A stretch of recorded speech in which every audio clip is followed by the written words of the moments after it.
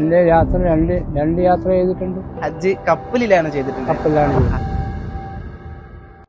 7 ദിവസം കപ്പൽ യാത്ര ഇങ്ങോട്ടും. 7 ദിവസം. 7 ദിവസം ഒന്നും കാണാനില്ല, വെറും പുളു വെള്ളം മാത്രമാണ് പുറത്ത് കാണുന്നത്.